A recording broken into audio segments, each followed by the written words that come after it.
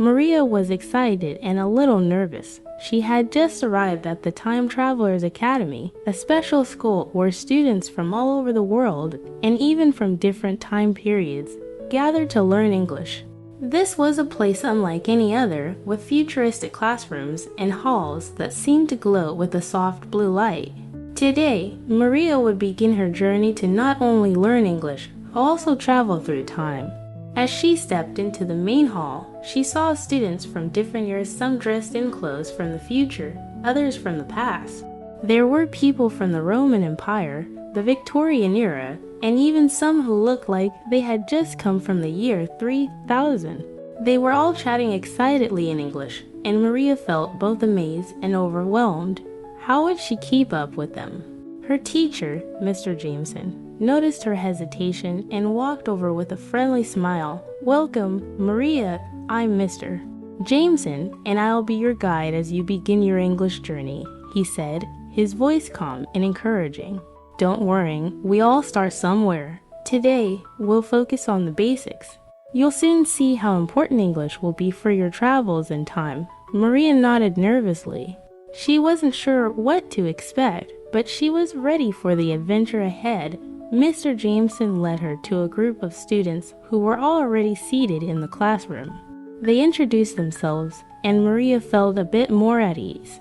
There was Jake, from the year 2100, who smiled and said, "Nice to meet you."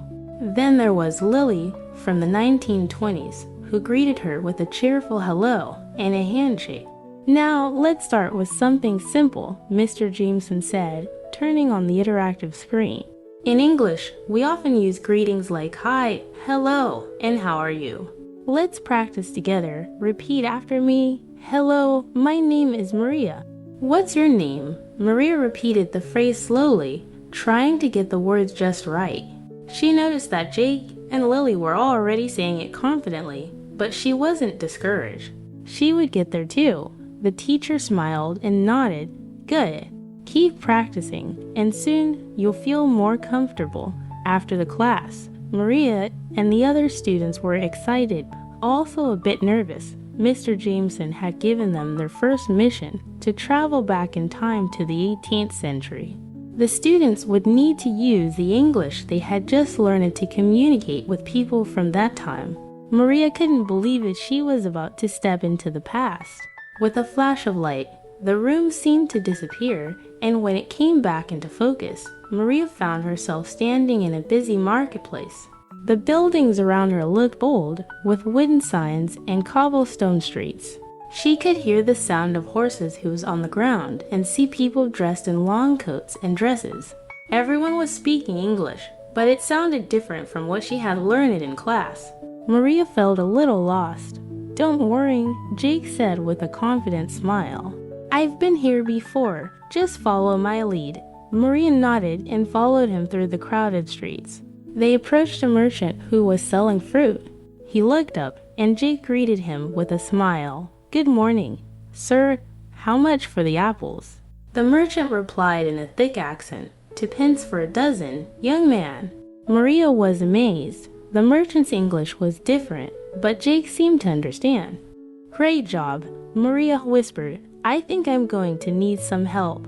"No problem," Lily said, walking up beside her. "Just remember to use simple phrases like how much or where is to ask questions. Let's try it together." Maria took a deep breath.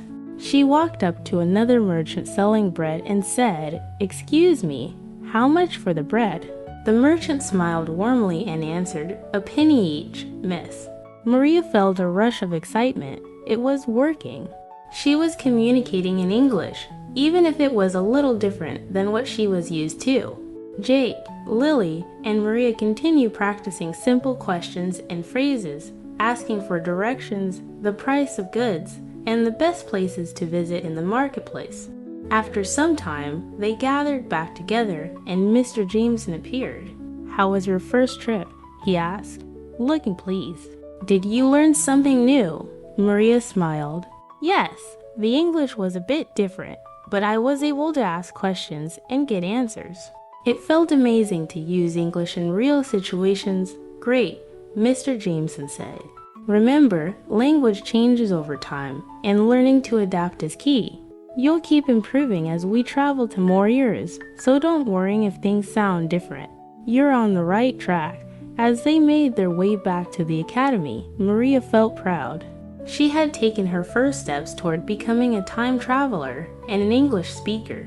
With every new adventure, she was one step closer to mastering the language. Maria felt a rush of excitement as Mr. Jameson announced their next destination. Today, we're going to visit one of the most famous playwrights in history, William Shakespeare, he said with a smile. Shakespeare. The famous writer, Maria asked, surprised. But wasn't he from the 16th century?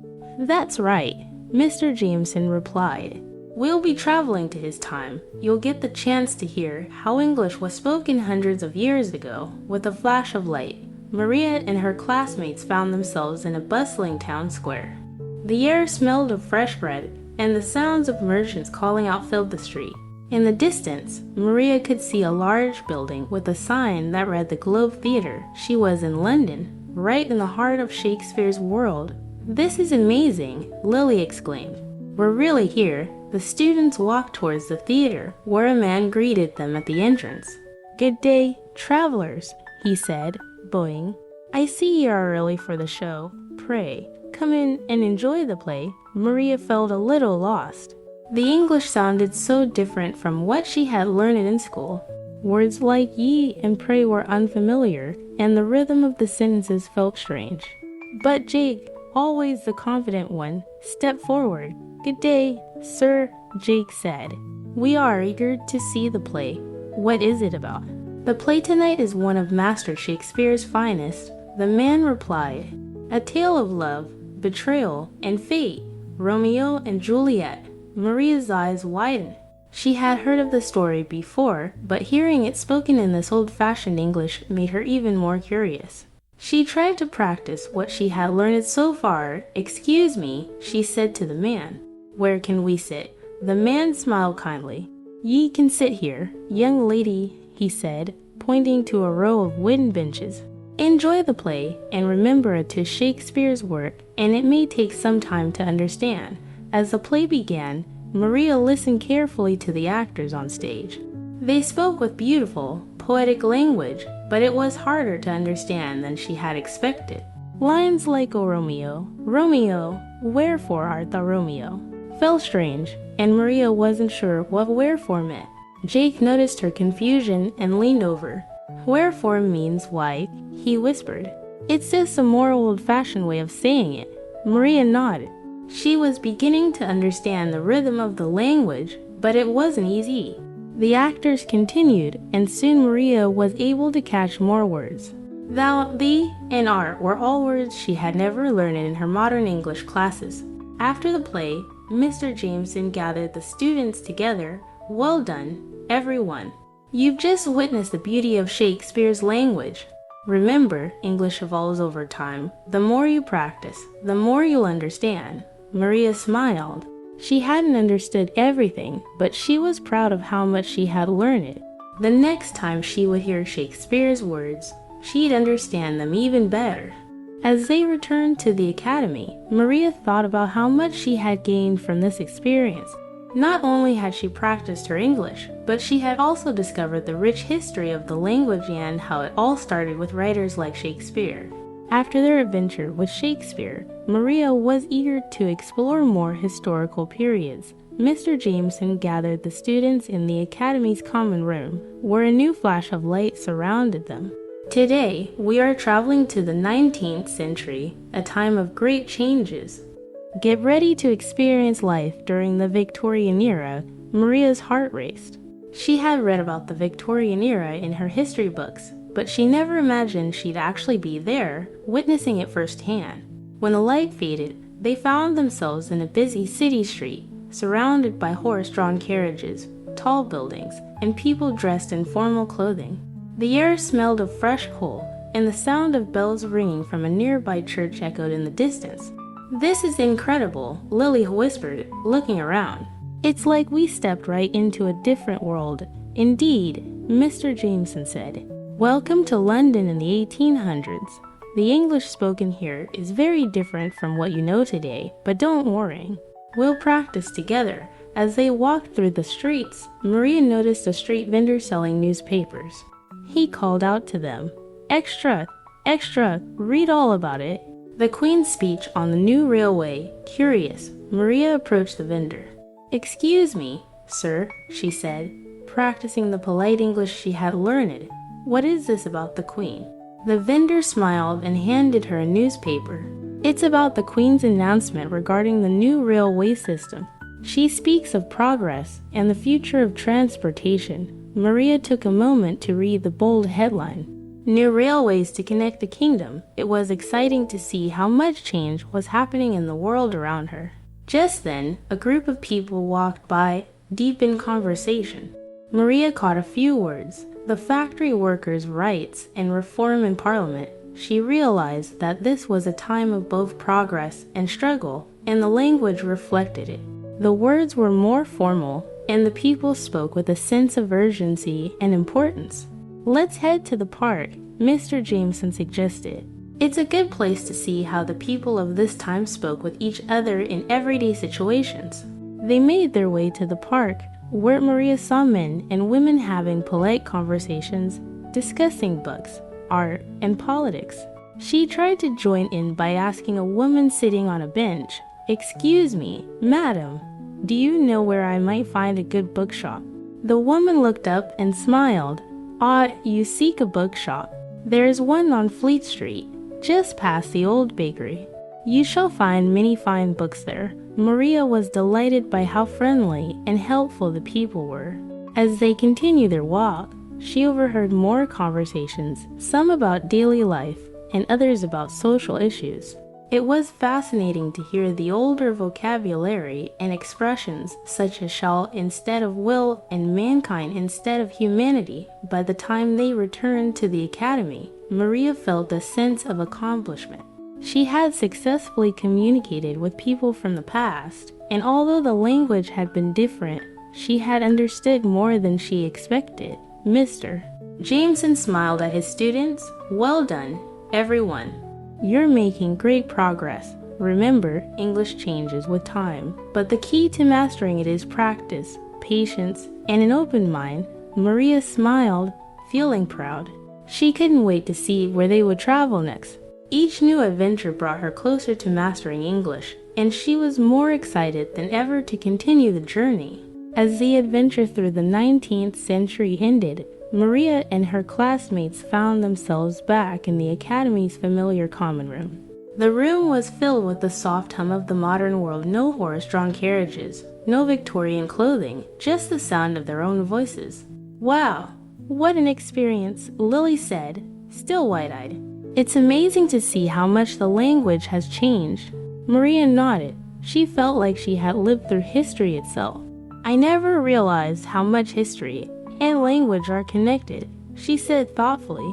In each time period, people spoke so differently, but they were still communicating the same ideas. "That's the beauty of language," Mr. Jameson said, smiling.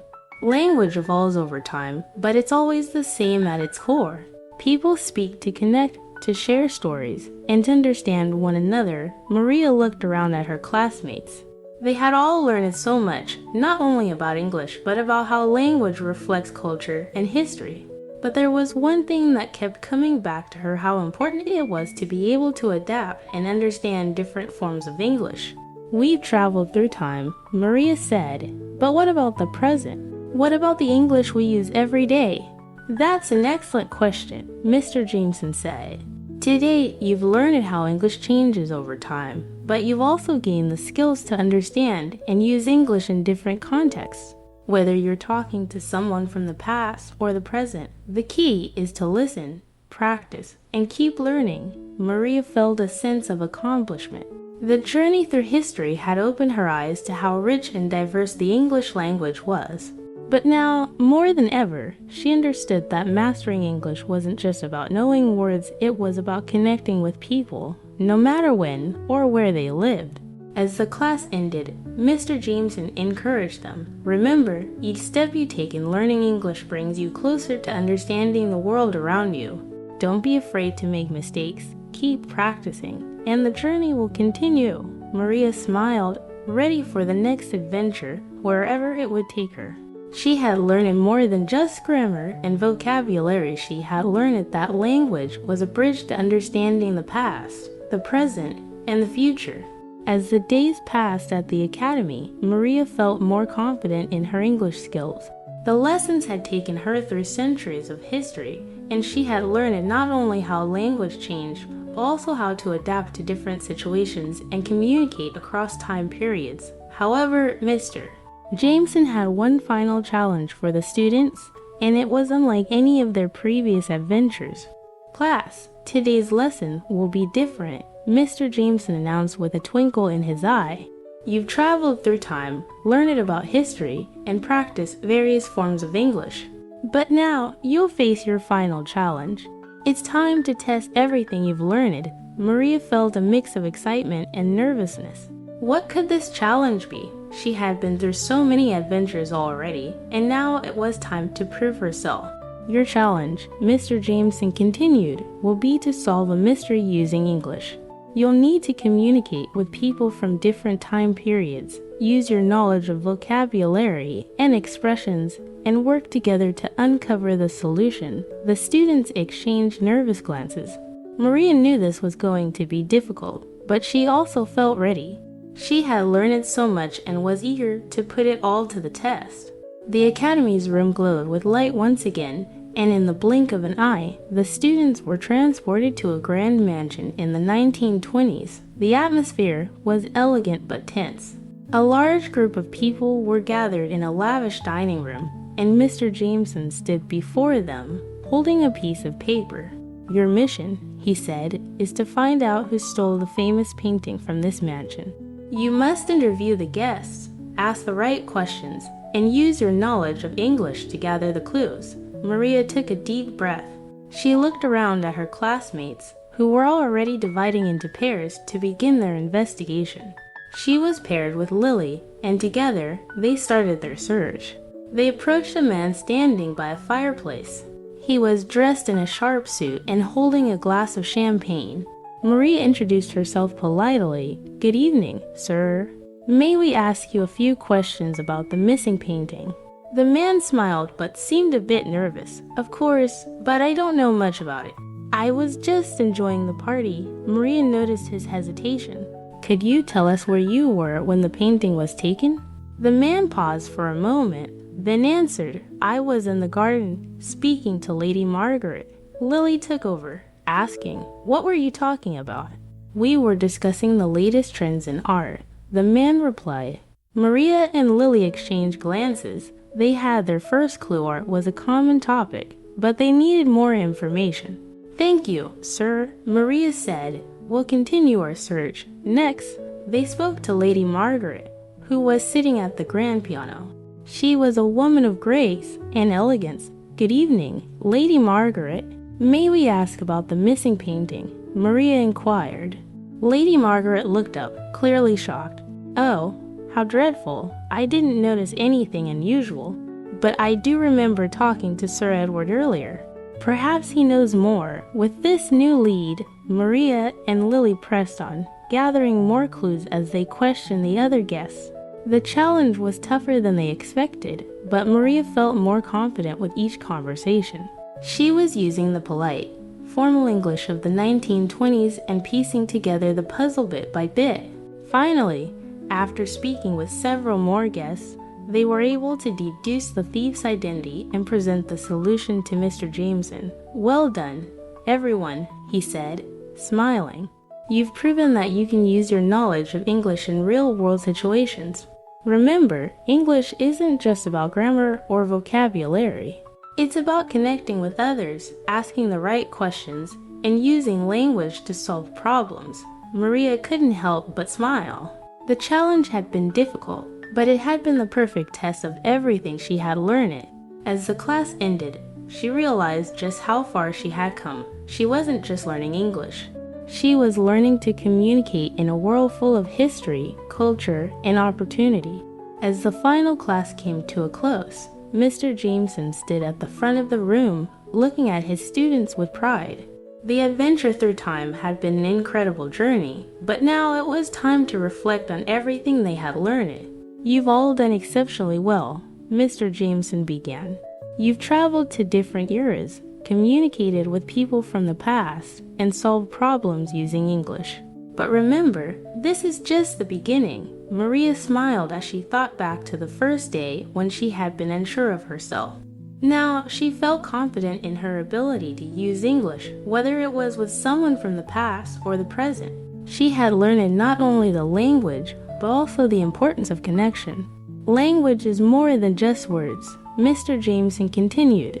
"It's a tool that helps you understand the world, connect with others, and grow.